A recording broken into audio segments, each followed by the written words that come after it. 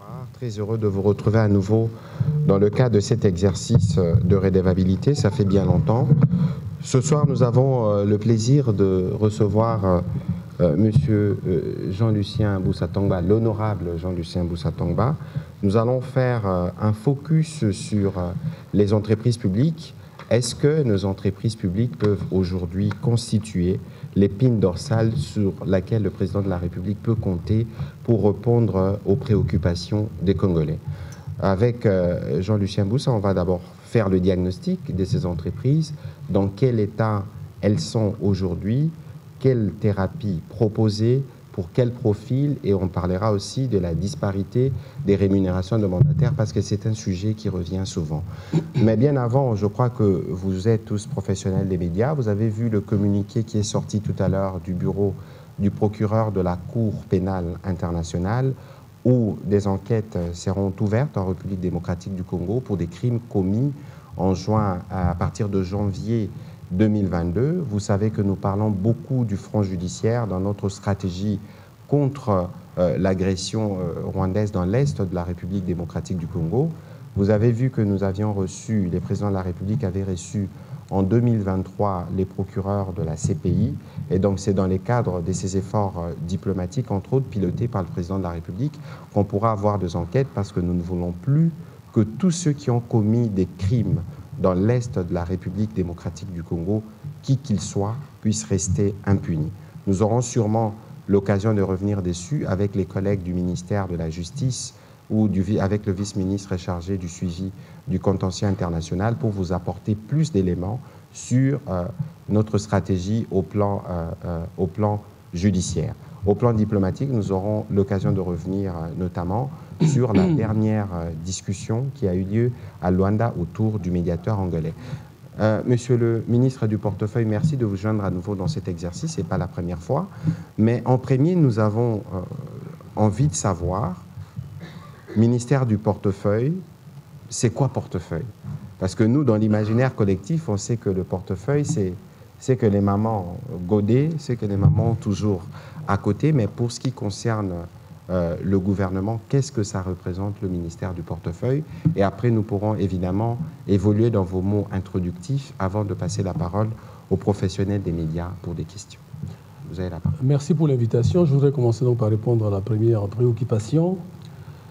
Le ministère du Portefeuille de l'État gère ces pans de l'économie détenus par l'État, dont l'État est actionnaire majoritaire, 100%, 55, 51%, 60%, et là où l'État est actionnaire, même à 5%, 10%, 20 et quelques, etc. Et donc vous allez distinguer, on va distinguer dans le ministère du Portefeuille ce que nous appelons les entreprises publiques, où l'État est majoritaire, et vous avez les entreprises, les sociétés d'économie mixte, où l'État est partenaire avec un ou plusieurs autres privés ils se sont mis ensemble pour pouvoir créer une entreprise. Mais le ministère du Portefeuille de l'État gère aussi les participations indirectes. Exemple, vous avez une société d'État comme la GECAMIN, comme la SNEL. Cette société a la possibilité de pouvoir se joindre à un secteur privé ou à un privé pour fonctionner en joint venture. Il s'agit des participations indirectes de l'État. Vous avez aussi des concessions. Donc voilà cette panoplie d'actions ou d'intérêts de l'État qui sont gérés par ces ministères, qui a pour rôle de pouvoir gérer, prendre en charge l'administration et la gestion des entreprises du portefeuille de l'État. Sous d'autres cieux, ces ministères s'appellent ministère des entreprises publiques ou ministère des entreprises de l'État, simplement. Alors, monsieur le ministre, vous allez nous faire l'état des lieux, mais est-ce que déjà on peut connaître les nombres de ces entreprises publiques? Vous avez, dans la panoplie d'entreprises du portefeuille de l'État, 29 entreprises publiques. Et vous avez plus de 89 entreprises d'économie mixte ou des participations indirectes de l'État. Donc c'est important, et c'est pour cette raison que je considère, et le gouvernement considère, qu'il faut replacer ces entreprises du portefeuille de l'État au cœur de l'économie. Mais ces entreprises couvrent quel secteur? Ces ministères couvrent quel secteur? Mais elles couvrent plusieurs secteurs. Vous avez les secteurs des mines, avec plusieurs entreprises et plusieurs joint ventures. Vous avez les secteurs des hydrocarbures. Vous avez Cobil, Sonaïdroc, Engen, que sais-je encore. Vous avez les secteurs des transports, l'ONATRA, SNCC, transport en termes infrastructurels, mais secteur des transports en termes de services aussi, société aérienne. Vous avez les secteurs financiers, vous avez la Sofide, vous avez la Cadeco, vous avez le secteur du tourisme, l'État est actionnaire à Grand Hôtel, n'est-ce pas? L'État est actionnaire dans d'autres hôtels aussi. Et donc vous avez autant d'entreprises et de productions et de services qui sont sous la tutelle et la responsabilité du portefeuille de l'État qui gère les intérêts de l'État dans ces secteurs-là. Voilà, Monsieur le Ministre, merci pour cette spécification. C'est très nécessaire d'avoir cette forme de pédagogie pour permettre à ceux qui nous suivent de bien comprendre la structuration et les missions que remplissent ces entreprises. Mais dites-nous alors, c'est quoi l'état des lieux que vous avez fait?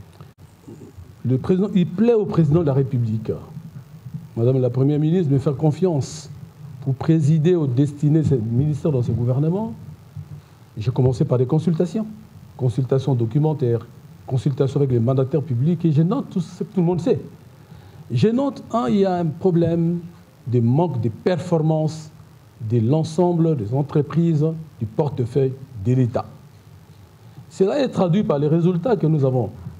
Les tableaux de résultats de ces entreprises indiquent très clairement, si je prends que les 3 dernières années, la quasi-totalité de ces entreprises ont réalisé des résultats négatifs. C'est le reflet à la fois d'une gouvernance peu acceptable, pour ne pas dire d'une mauvaise gouvernance, mais en même temps d'une gestion moins orthodoxe et non axée sur le résultat. Constat. Autre constat, c'est que les investissements stratégiques ne sont pas à la place qu'il faut. Très peu d'investissements stratégiques qui sont liés au corps des métiers de l'entreprise. Vous notez aussi que les charges d'exploitation sont très élevées. Et ça ne se justifie pas. Mais aussi, les dettes sociales sont énormes, autant que d'autres catégories de dettes. Dettes fiscales, dettes financières et autres dettes. C'est ce qu'on note. Mais on note en même temps, et ça c'est positif, que les patrimoines ou les potentiels dont dispose l'ensemble de ces entreprises est immense. Pour dire, au-delà des difficultés que ces entreprises connaissent, il y a un potentiel qu'il faut explorer et exploiter. Il suffit simplement d'abord que la gouvernance soit améliorée, que la gestion axée sur le résultat soit remise en place et que des investissements stratégiques soient menés. Mais en même temps, quand on arrive aussi, ce qu'on note, c'est que beaucoup d'entreprises ont des trésoreries plombées. Mais plombées pourquoi? Plombées à cause de ces jugements iniques et de ces saisies intempestives et des comptes et du patrimoine de ces entreprises. Ce qui fait que d'entrée de jeu, nous avons voulu résoudre ces problèmes. Problèmes de gouvernance, problèmes de gestion, problèmes de la priorité à donner aux investissements stratégiques, problèmes liés à la relance des activités parce que la plupart d'entre elles fonctionnaient en régime sous-optimal, d'autres avaient carrément fermé. Et donc il était de notre devoir très rapidement de prendre les taureaux par la corne et commencer à donner des réponses adéquates très rapidement afin de pouvoir inverser la tendance. Alors, plusieurs fois sur la gouvernance, sur le profil des mandataires, et nous nous souvenons de cette noce où vous avez abordé les questions sur les disparités des rémunérations. C'est contrastant de dire d'une part que ces entreprises ne sont pas en mesure de donner les services qui sont attendus, mais qu'il y ait des mandataires qui ont des salaires faramineux. Voilà, donc la question de la gouvernance est présentée de quelle manière? Le premier constat est que les textes légaux et réglementaires qui organisent la gestion, l'administration des entreprises ne sont pas respectées. Pas d'égard pour ces textes. Ça, c'est de un. Et c'est un problème sérieux. Le reflet de ce non-respect des textes, par exemple, vous avez au sein des entreprises 2 organes. On peut même dire 3. Le premier organe, c'est l'un des organes, c'est les conseils d'administration. Vous avez les PCA, les administrateurs, le directeur général qui fait partie de l'organe. Vous avez la direction générale avec un DG-DGA et vous avez au sommet l'Assemblée générale. Qu'est-ce qu'on a observé? Est-ce qu'il y a des entreprises, je ne dis pas toutes, en tout cas la quasi-totalité des entreprises, où le président du conseil d'administration se confond à l'organe conseil d'administration. Il peut, dans son bureau, prendre des décisions qui engagent l'organe. Il n'est pas compétent pour ça. Il préside, certes, le conseil d'administration, mais il n'est pas l'organe. Deuxième chose, vous avez des présidents des conseils d'administration qui veulent gérer au quotidien, en lieu et place du directeur général. Non, monsieur, vous n'êtes pas dans l'exécutif. Vous avez des directeurs généraux qui pensent que les résolutions du conseil d'administration ne les concernent pas. Le conseil a décidé, il n'exécute pas les résolutions du conseil d'administration, ce n'est pas possible. Et vous avez des cas où le directeur général adjoint n'a pas de place, tout simplement. Et pourtant, il appartient à l'organe direction générale. Il n'a aucune attribution. Il vient au bureau pour tourner le pouce et à certains égards, il est même moins respecté que l'assistant du directeur général. Lorsque j'observe et je constate que depuis que je suis là 3 mois et demi, la plupart des entreprises, des dirigeants des entreprises, passent le temps à se disputer sur des questions qui n'ont rien à voir avec des questions d'ordre stratégique. Il y a le déficit du management stratégique, il y a un déficit criant du management des risques, ce qui a créé beaucoup de problèmes à ces entreprises. Il fallait régler cette question-là, et la meilleure manière de la régler, c'est que j'ai fait une note circulaire pour que chacun respecte les frontières de ses compétences et donner du contenu à la fonction du directeur général adjoint. Ça, c'est de 1. De 2, on a observé aussi que, finalement, on se pose la question, mais qu'est-ce qui se cache derrière ces comportements? Très vite, on va se rendre compte qu'il s'agit finalement, les gens sont en dehors de l'intérêt général. Le cœur de métier n'est pas la priorité. C'est des intérêts périphériques qui deviennent prioritaires. Il fallait mettre fin à ça. Et qu'est-ce qu'on décide de faire? Parce qu'on s'est dit, mais derrière les mandataires qui ne font pas cas aux textes légaux et réglementaires, qui passent le temps à se disputer, je ne dis pas que c'est tout le cas, hein, mais qu'est-ce qui se cache derrière? On essaie de gratter pour se dire, mais quel est le profil des mandataires publics? On se rend compte qu'à certains égards, le problème est celui des profils des mandataires publics. Il faut régler ces problèmes-là aussi. Mais alors, on observe en même temps, comme j'ai indiqué tout à l'heure, que sur 3 exercices, les résultats sont négatifs pour la plupart d'entreprises publiques ou du portefeuille de l'État. Mais lorsque vous voyez afficher les tableaux de rémunération, c'est en contradiction flagrante avec le résultat. Ce n'est pas acceptable. À la limite, les rémunérations de mandataires doivent correspondre au poids de l'entreprise et au profil du résultat que l'entreprise réalise chaque année. Il n'est pas normal que le moyen de l'entreprise, en termes de charges d'exploitation, soit concentré entre 9 et 10 personnes, au lieu d'être orienté vers les priorités stratégiques des entreprises du portefeuille de l'État, qui sont les catalyseurs de la diversification de l'économie, qui sont l'un des catalyseurs de la croissance de l'économie. C'est simple. Lorsque le gouvernement politique économique y est défini et approuvé, quelle est la contribution? C'est la question. Et c'est pourquoi je parle du management stratégique. Quelle est la contribution des entreprises du portefeuille de l'État qui couvrent autant de secteurs dans l'objectif de l'amélioration de la croissance de l'économie à travers sa contribution au produit intérieur brut? Quelle est la contribution de ces entreprises à travers la fiscalité, à travers les taxes, à travers les droits des douanes, au budget de l'État. Et donc, on a observé que la contribution n'était pas assez consistante, et j'ai indiqué les problèmes tout à l'heure, et nous avons donc au niveau du gouvernement, sous l'inspiration du président de la République et la coordination de Madame la Première ministre, pris des mesures pour pouvoir recadrer cet état des choses. Et deux décrets ont été approuvés au niveau du Conseil des ministres. Un, pour le profil des mandataires. Deux, pour les plafonnements des rémunérations des mandataires. Regardez un autre exemple.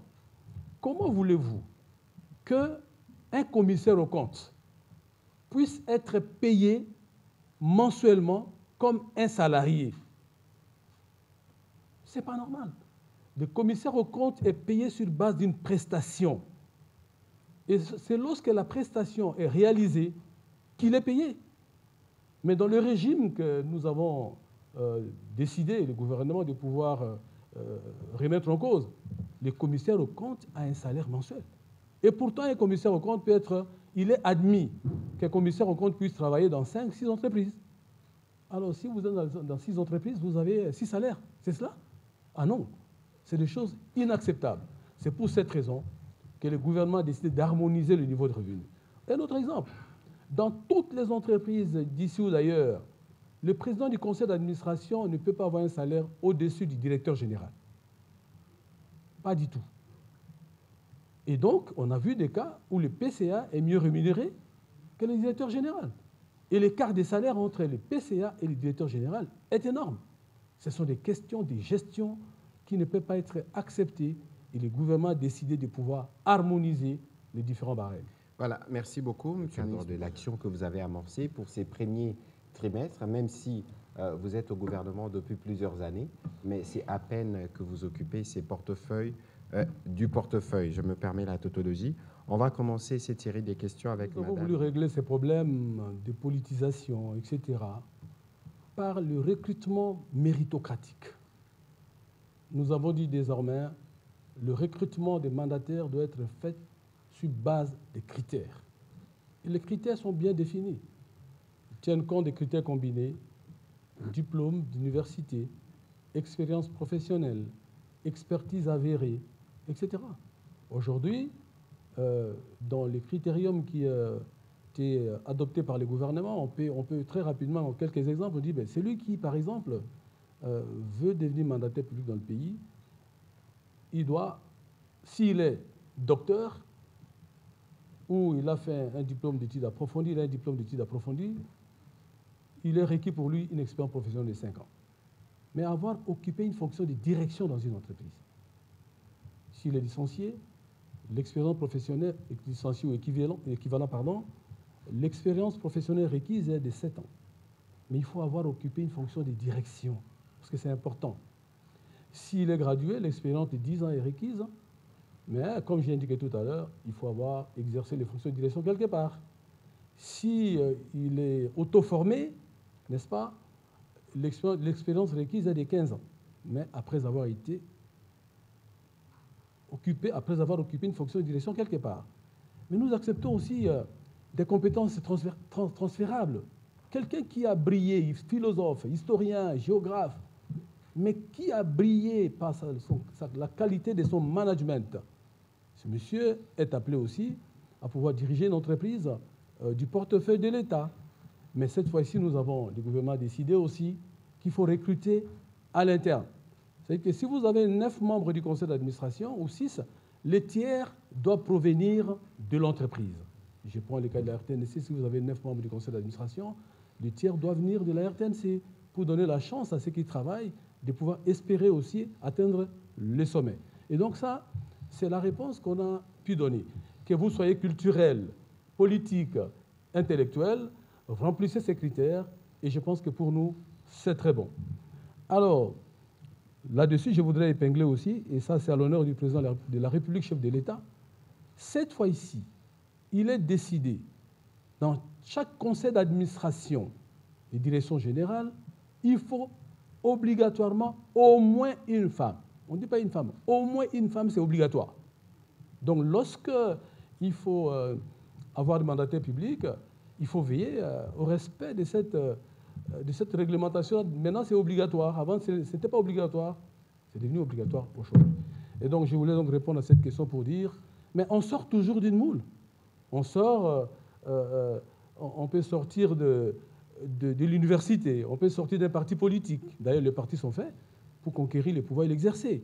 Mais le plus important, c'est que monsieur qui est nommé ou madame qui est nommée, est-ce qu'il remplit les critères pour être mandataire public?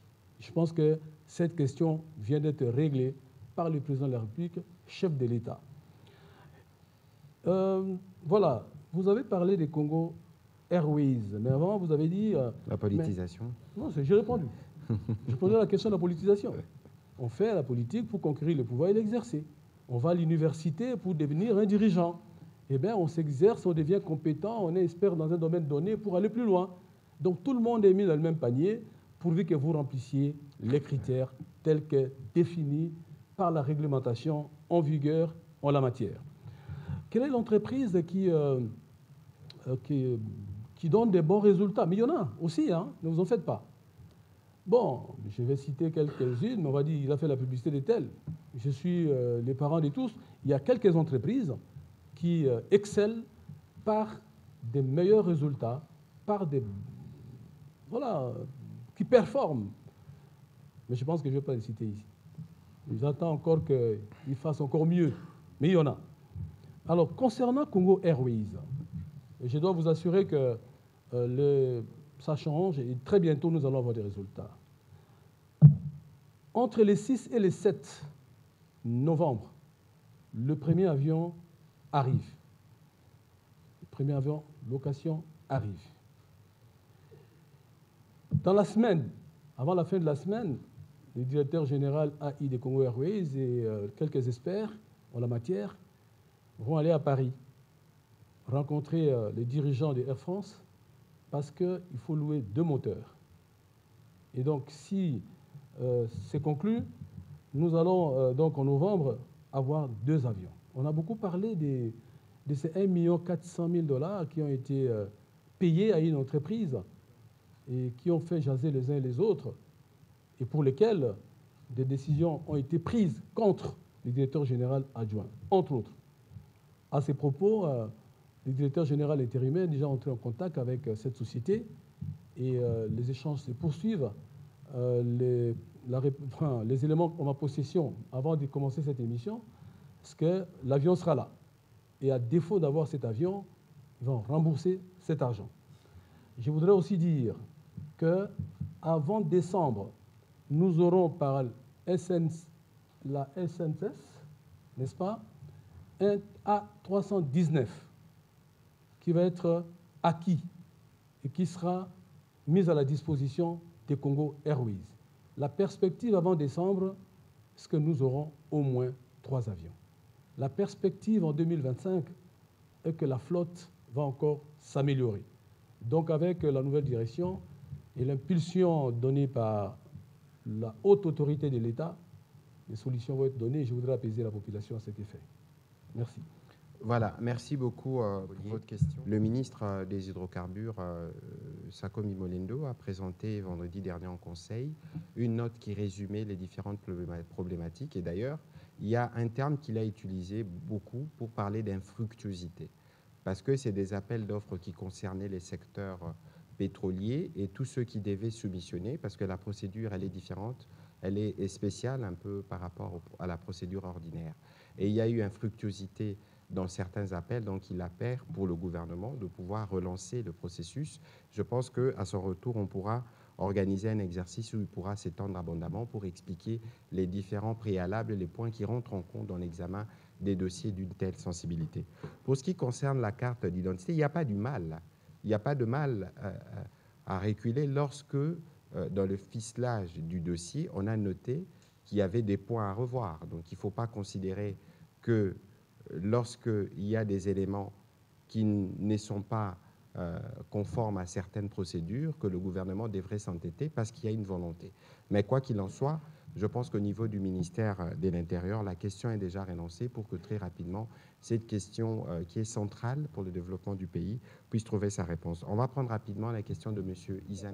Monsieur le ministre, parce qu'il parle des entreprises bien au-delà de la question de l'ONATRA, je voudrais quand même que vous puissiez nous dire quelles sont les réponses que vous donnez sur la question spécifique de l'AMIBA. OK. Mais je voudrais profiter de l'occasion aussi pour vous dire que le gouvernement, pour répondre à toutes ces problématiques, a décidé de disposer d'une politique générale des entreprises publiques, qui n'existait pas avant. C'est quoi finalement? Vous avez une politique générale, une politique du gouvernement qui est définie. Vous avez des objectifs en termes de croissance, en termes d'emploi et autres, en termes de stabilité monétaire. Et vous avez ces pans de l'économie qui s'appellent entreprises du portefeuille de l'État, qui doit décliner les objectifs du gouvernement. Voilà pourquoi le gouvernement a adopté depuis 2 semaines la politique générale des entreprises du portefeuille de l'État, qui part de la gouvernance, en passant par la production, la commercialisation, la gestion de finances, la mobilisation du financement, et les ressources humaines, la recherche et développement, etc. Une politique qui vient de se mettre en place pour répondre de manière cohérente à la question que vous posez sur la relance de la GECAMIN, mais j'ai dit sur la relance de plusieurs autres entreprises. Je vais vous énumérer quelques-unes d'entre elles, compris la GECAMIN. Et donc, maintenant qu'on a cette politique, j'ai déjà assigné tous les directeurs généraux de pouvoir, lors de la présentation de leur budget, mais démontrer ou inclure dans le budget le reflet de la politique générale du gouvernement en matière de production. La GECAMIN fait partie de cela, en matière de etc. Mais en même temps, le gouvernement a décidé de ce qu'on peut appeler une politique d'équilibrage des marchés en faveur des entreprises du portefeuille de l'État. En français facile, c'est une politique de préférence commerciale inter-entreprise. Qu'est-ce que ça veut dire? Ça veut dire que je suis la GECAMIN, m'approvisionne au carburant. Mon besoin annuel est de presque 20 millions de dollars. C'est un exemple.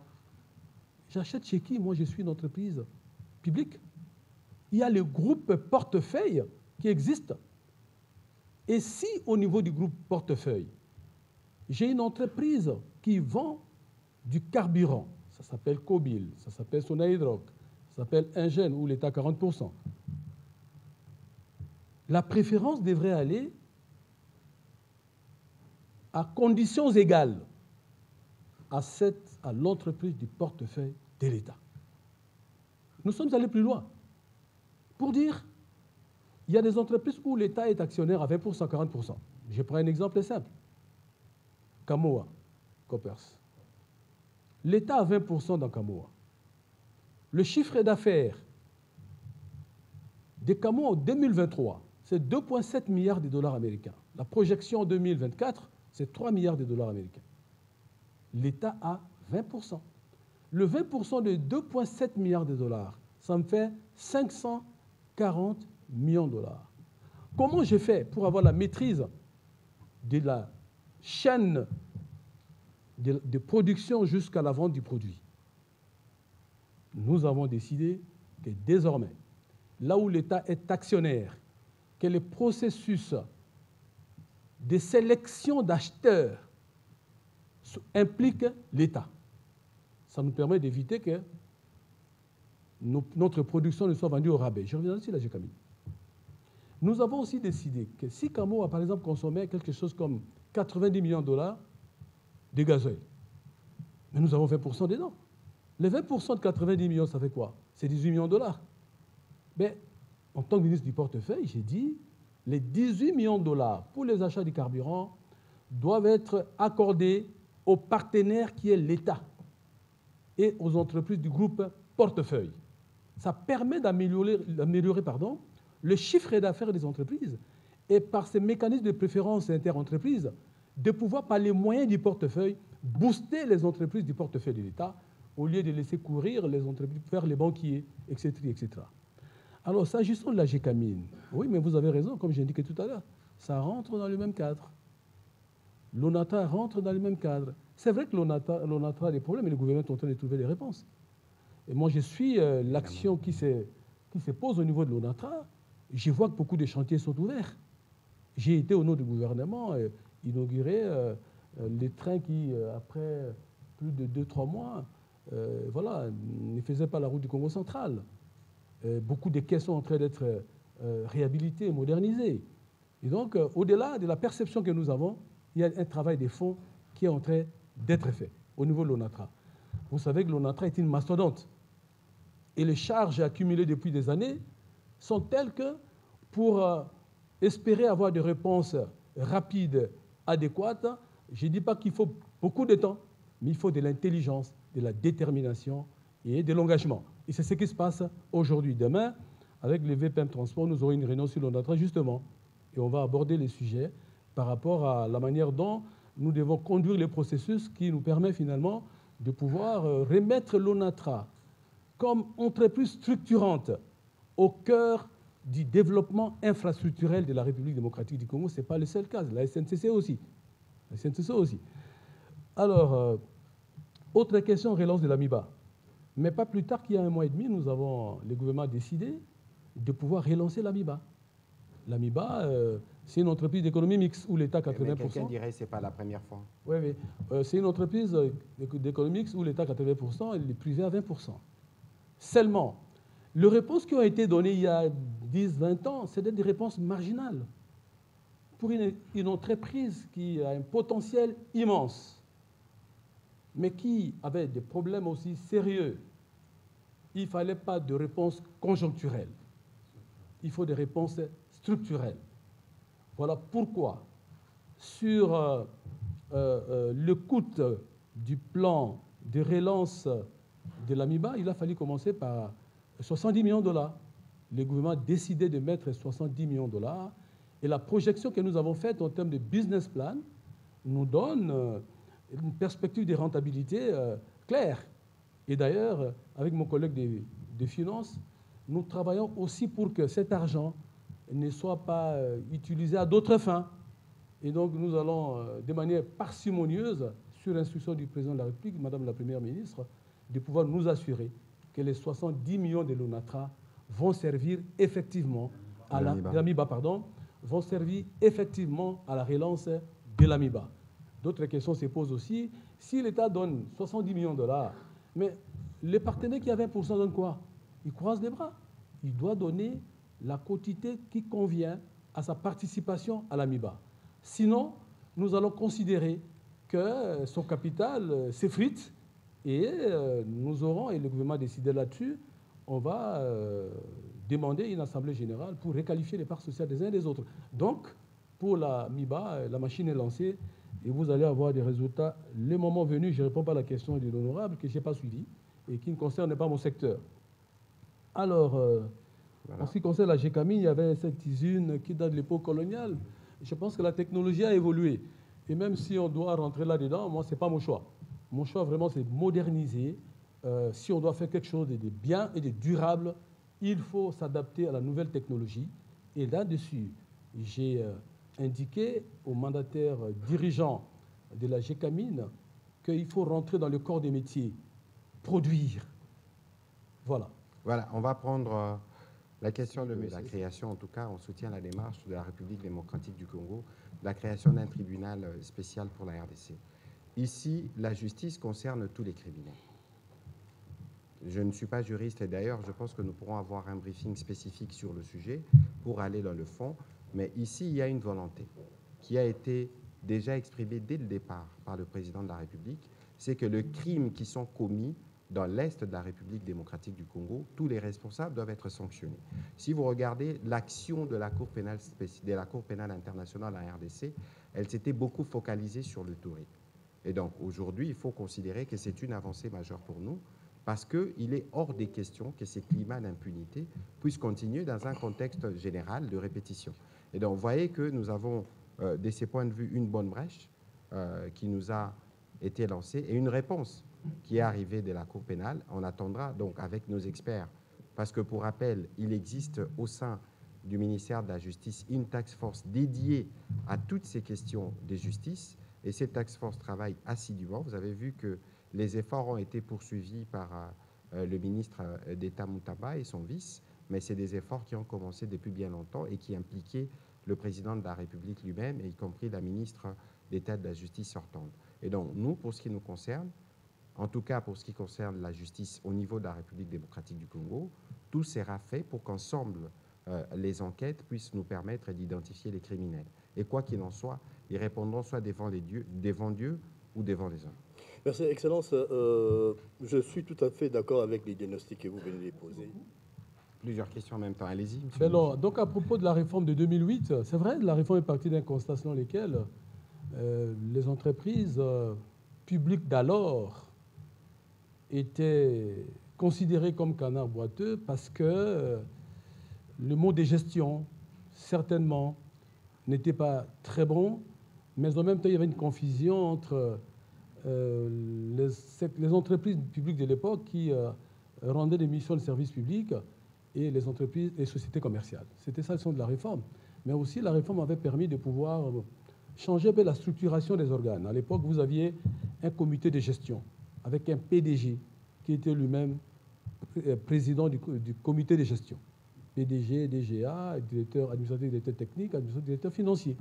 Ces modèles étaient considérés comme étant un modèle qui n'avait pas permis d'atteindre le résultat. Je ne critique pas ceux qui ont fait ça. Moi-même, j'étais au Parlement et au moment où la loi sur la transformation des entreprises publiques en établissements publics et sociétés commerciales ont été élaborées et adoptées. Le constat aujourd'hui est très clair. Vous avez les tableaux des résultats, vous avez compris qu'on n'a pas atteint le résultat escompté. C'est clair et net. Maintenant, est-ce qu'il faut se cacher derrière ça pour ne pas donner de vraies réponses? Non. Aujourd'hui, le constat étant celui-là, nous avons identifié les vrais problèmes. Et je les ai indiqués ici. Problème de gouvernance, problème de gestion. C'est ça les deux problèmes les plus importants. Si nous nous attaquons à ces deux problèmes, je n'oublie pas les autres problèmes, l'endettement des entreprises. D'ailleurs, nous avons proposé au gouvernement, et ça a été adopté, des mesures de désendettement des entreprises, qui a été un poids énorme pour ces différentes entreprises. Absolument. Et donc, si nous avons réglé le problème de gouvernance, si nous avons rationalisé la gestion des entreprises, quels que soient les modèles, nous atteindrons des résultats.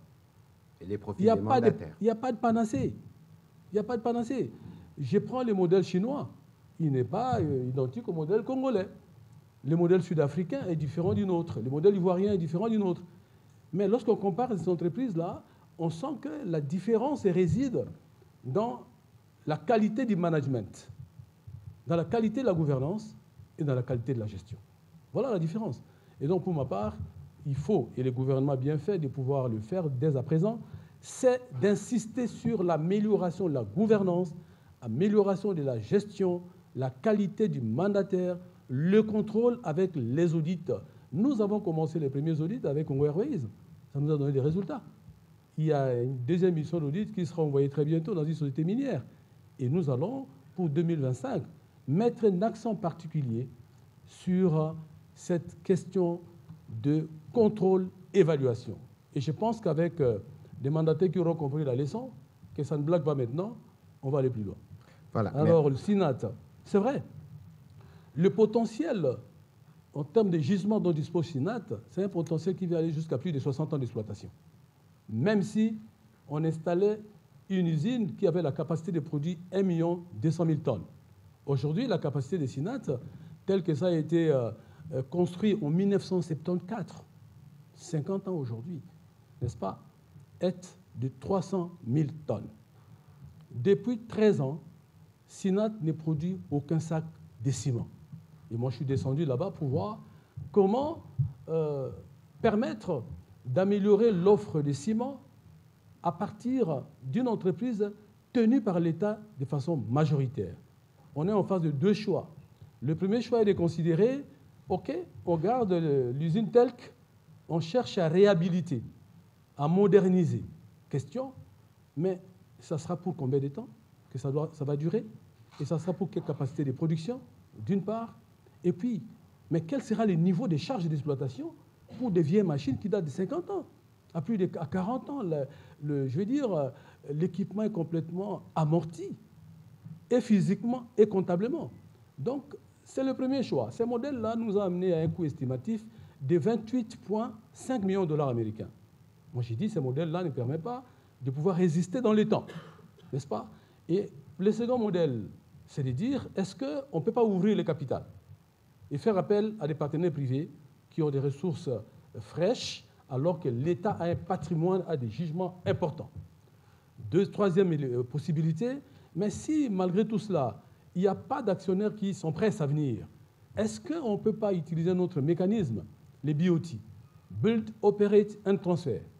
Comment on fait pour avoir un partenaire avec lequel on contracte pour qu'ils prennent la machine en main, nous on met le potentiel, il a mis de l'argent, et nous avons une usine de capacité 1 200 000 tonnes que nous sommes en train de projeter. Le plus important pour les Congos et les Congolaises et Congolais, c'est que nous ayons une entreprise qui permette d'exploiter les jugements disponibles, le rentabiliser et le faire bénéficier à la région et au pays.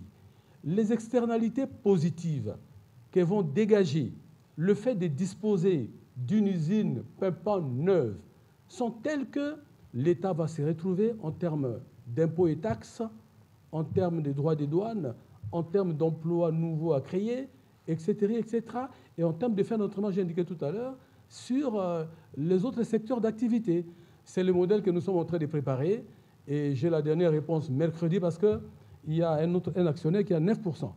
Avant d'opter pour ces modèles, il fallait consulter, discuter avec celui qui a 9% dans la société pour que nous nous mettions d'accord sur ces modèles que je considère déjà aujourd'hui comme étant le modèle, pour moi, le plus optimal à pouvoir avoir. Voilà, Monsieur le ministre, on va prendre les dernières questions. Merci pour toutes les questions. Pour Madame Rachel, je voudrais simplement dire que la réforme n'a pas d'amis. Et pourtant, la réforme est indispensable aujourd'hui. Les réformes sont indispensables dans ces secteurs clés de l'économie. C'est l'avenir du pays qui est en jeu. C'est l'économie de la nation qui est en jeu. Et ce sont nos enfants, nos petits-enfants et nos arrière-petits-enfants qui ont besoin de trouver un contexte économique valorisé, où chacun trouve des réponses à son problème. Ça, c'est de un. Et pour ça, il faut de l'audace. Simplement de l'audace. Mais les entreprises publiques n'appartiennent pas aux mandataires. Voilà. Il faut simplement de l'audace. Les entreprises publiques appartiennent au peuple congolais. Le Congolais. Et donc, moi, je n'ai pas peur de quoi que ce soit. Le chef de l'État n'a pas placé sa confiance en moi pour aller m'amuser avec ces gros ministères. Il m'a fait confiance, Madame la Première ministre aussi, pour agir. Et agir dans le sens de l'intérêt général. Quoi qu'il arrive, quoi qu'il en coûte, nous allons réformer pour que nous replacions les entreprises du portefeuille de l'État au cœur de l'économie, comme catalyseur de la diversification de l'économie et comme catalyseur de la croissance de l'économie. Alors, vous avez parlé du chronogramme des audits. Oui, mais les audits sont programmés. Déjà, on a commencé avec la première mission d'audit qui a conclu. On aura une deuxième mission d'audit qui va aller dans une société minière, je pense bien la semaine prochaine. Et dans le budget de l'État, il a été inscrit un budget pour les audits, aussi bien du Conseil supérieur du portefeuille que les audits externes, là où nous jugeons nécessaire que cela soit fait. Et c'est ça qui va permettre d'améliorer. La peur du gendarme, c'est le commencement de la sagesse, dit-on. Alors, en ce qui concerne COPIREP, non, COPIREP a un contenu. Il y a des compétences au sein du COPIREP. Maintenant, la lecture des uns et des autres peuvent différer. En tout cas, en tant que ministre du portefeuille, je vais mettre à la disposition de l'État toutes les compétences que j'ai trouvées, aussi bien au Conseil supérieur du portefeuille, administration du portefeuille, qu'au sein du COPIREP, avec une vision politique très claire, c'est celle du président de la République. Avec une déclinaison aussi claire en termes d'orientation, celle de Madame la première ministre, chef du gouvernement. Et c'est de ça qu'il s'agit. On n'a pas besoin de cimetières remplis de gens indispensables. Mais ce qui est important pour nous, c'est qu'il y a un contenu en termes d'expertise, il y a un contenu en termes de dynamisme. Il faut simplement une nouvelle politique. Et c'est ça que nous sommes en train de mener. Nous allons réformer et je suis convaincu que les choses vont bien marcher. Motuna Lingala, nakuti ba société ango ba compagnie ango eza makambo ebele. Ba nyongo ebele, misala yo tambola penza malamu te, ba travailleurs baza pe na mwa mikakatano ebele. Et pourtant, la société a une capacité pour qu'elle ait liboso. To banga eloko te, to ko sala mosala. Pe mosala pe o tozo sala bilembo bandi ko monono. To ko bakaka na nzilo wana. Na ndenge te ba société à l'état. Ndenge zaka kala. Konga batata na biso ba onatra, ba SNEL, ba régie des eaux, na otanga ba kumu na ngote ezebele. Ezonga ke yango nde simbi économie en mboka. Mwana mobali, mwana mwasi aza na université, to na classe abi ngai so na sisi na okena onatra. Ngai so na sisi na okena société soki jekami soki ni nango. Donc mokumba mokonza mboka pesi ngai. Na mama première ministre ezali natia mayele na ngai na mosala engebene na makanisi oyayi. Pe to kosala ngo. Engebene wana lingala solo. Alors, au lobby marché inter-entreprise, na linga les amokaka, elingi koloba boye, ngai nazali jekami. Nazali société à l'état na 100%. Nasombaka mazout. Nasengaka nasora pe assurance. Mais société à l'état, il y a assurance ezali. Société à l'état, il y a côté kaba essence ezali. Nga nazali ministère Songolo Pakala. To établissement public Songolo Pakala. Nazara na posa ba imprimer des valeurs. Hôtel de monnaie azana ba machine oyo et que ko sali sabiso na ba imprimer des valeurs. Nata le kokani, soki ta le kokani, oya hôtel de monnaie, na oya mutu mususu na yebi société ngote. Soki na lingi na somba, il faut na kende pa na hôtel de monnaie. Ceux qui ont besoin de la charité bien ordonnée commence par soi-même. La société, la compagnie à portefeuille, pour un groupe portefeuille. Na groupe wana ba spécialité est belé. Na groupe wana bazo sala biloko ebele. Bon na kati ya groupe wana, so to sombiti makanisi. To sombiti biloko eroteka na erosomba. To komisa économie na biso likolo pour la société moko na tanga ikobilawa na tangi sona hydroc so bazozwa mbongo ya jekami na osomba carburant et côté pa na bango misolo na bango ekoma ebele pe économie okende liboso et bandi déjà ko salama na signé hors de mission lobby non samedi pour na ke bande kwa kobil ba kende na société minière katanga na benga ki jekami na benga société minière na ndenge te na komelaki bango avant na ndenge te désormais eza ko bebisa mobeko ya concurrence te bapayo bazwa na mboka na biso lelo oyo balingi bazwa économie na biso bakanga yango singa bon auto tike nango ezali ba entreprise ya portefeuille soki pe to tiki yango bakanga singa et ozala mobulu siko bana biso bazala nini mosala to salango na tango na kobanga te pe na tango ozonga simate. Voilà, merci beaucoup, Monsieur le ministre du Portefeuille. Je dois confirmer que, effectivement, les questions qui concernent les réformes des entreprises publiques au gouvernement, vous avez des soutiens à la fois de l'autorité suprême, le président de la République et de la Première ministre, et de nous tous d'ailleurs, parce que nous comptons sur cela pour le président de la République. Alors, sur les questions qui m'ont été posées par Pascal Mulego et Dominique Mukenza, c'est des questions qui se recoupent sur la guerre dans l'Est. Nous les disons tous les jours depuis le début de cette guerre. C'est que nous sommes engagés avec le président de la République dans sa résolution définitive. Parce que c'est des problématiques qui datent de 30 ans. Elles sont complexes, elles sont interliées. Il y a de l'économie, il y a les judiciaires, il y a les militaires, il y a les diplomatiques, il y a les médiatiques. Aujourd'hui, tout à l'heure, en début de ces programmes, nous avons parlé du progrès que nous avons. Si vous regardez le communiqué du bureau du procureur, il vous rappelle que depuis 2004, parce que nous avons vécu des violences à répétition, mais là, avec l'engagement du président de la République, on va entamer une phase qui sera déterminante dans la vérité. Pour ce qui concerne l'étape des Luanda, où les discussions sont en cours, ce qu'il faut noter, c'est que depuis les débuts de cette crise, nous avons travaillé à débarrasser le Rwanda de tous ces faux prétextes. La question des réfugiés, il y a un accord qui a été trouvé autour de l'ACR, on en a parlé plusieurs fois. La question du discours de haine imaginaire, vous vivez dans Kinshasa, cette question, il n'y a pas. La question des FDLR, c'est des résidus.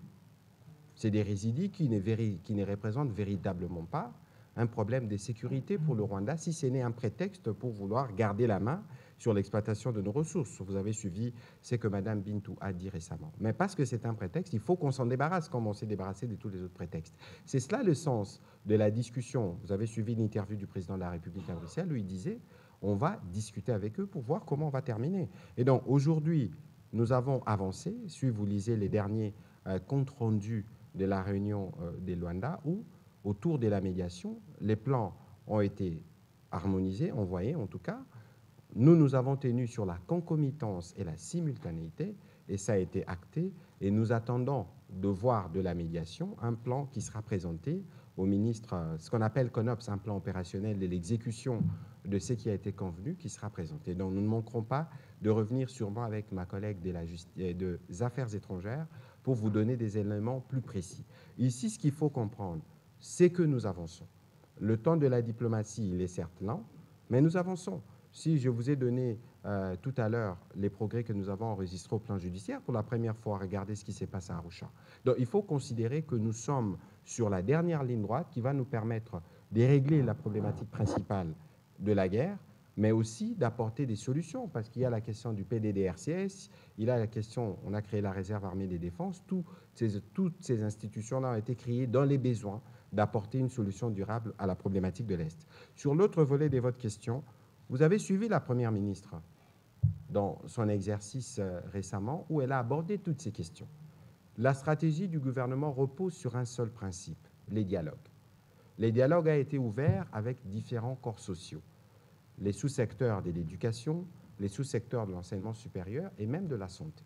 Aujourd'hui même, avant que je ne monte sur ces podiums, je crois qu'il y avait au ministère de la fonction publique une cérémonie qui réunissait l'intersyndicale de l'EPST, mais aussi les collègues du gouvernement, du banc syndical, pour voir comment on sortait de la crise. Parce que l'idée ici, c'est de s'assurer que nous écoutons les préoccupations des uns des autres et que nous discutons de manière transparente et patriotique, parce que l'État n'est peut-être pas en mesure de satisfaire tous les besoins des différentes organisations syndicales. Ça arrive toutes en même temps, mais il y a une volonté qui a été clairement expliquée par la Première ministre qui va faire, et nous sommes optimistes, que nous puissions trouver les compromis qui fera que chaque enseignant, partout où il se trouve, puisse reprendre la craie et donner cours à nos enfants. Voilà un peu la réponse ramassée. Monsieur le ministre, nous avons fini, parce que nous sommes même allés au-delà du temps, mais je vous donne alors une minute pour résumer ce qui peut être retenu des réformes que vous avez amorcées dans votre secteur. En guise des conclusions, j'aimerais simplement dire que le portefeuille de l'État est le pan de l'économie appartenant aux Congolais, maîtrisable par les Congolais, qui est capable de booster notre économie, qui est capable de pouvoir permettre au pays de diversifier son économie. Ça, c'est un.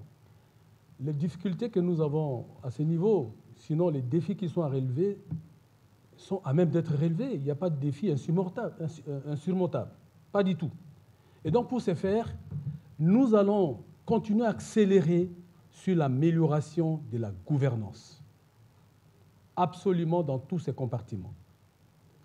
Nous allons travailler, et très sérieusement, sur l'amélioration de la gestion stratégique et la gestion des risques. On va le faire. Nous allons travailler et donner de la place au contrôle à travers les audits internes au sein des entreprises, l'audit du Conseil supérieur du portefeuille et les audits externes si besoin en est. On va y travailler. Nous allons travailler pour la rentabilisation des participations indirectes de l'État dans les jeunes ventures. Nous allons y travailler. Nous allons faire en sorte que les patrimoines de l'État, patrimoine en termes de gisements, en termes de... dont disposent les entreprises du portefeuille de l'État, qui ne sont pas la propriété des mandataires, avant de les engager, c'est le gouvernement qui doit dire oui ou non. On ne doit pas se réveiller un beau matin et apprendre que tel mandataire, tel dirigeant d'entreprise ont décidé d'une jeune venture avec telle société X, Y, Z. Non, on va mettre fin à cela. Merci. Voilà, merci beaucoup, Monsieur le ministre du portefeuille. Nous aurons l'occasion de revenir sur les réformes que vous pilotez. Mesdames et messieurs, merci d'avoir pris part à cet exercice de redevabilité. Nous nous reverrons très vite pour d'autres questions avec d'autres membres du gouvernement. Merci et bonsoir chez vous.